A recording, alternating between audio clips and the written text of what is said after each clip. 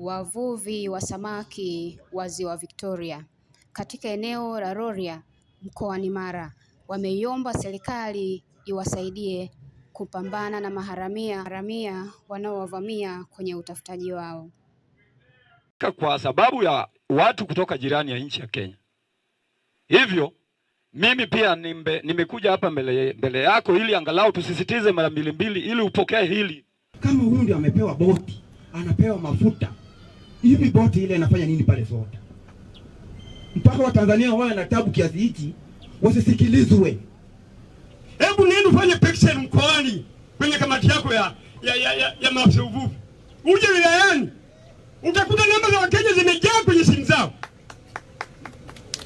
Na hii mimi nimefuatilia 100% mheshimiwa. Na hapa mkuu wa mkoa wa Mara Kanali Evans Mtambi anaiagiza kamati ya wilaya hiyo ya Rorya kushughulikia jambo hilo.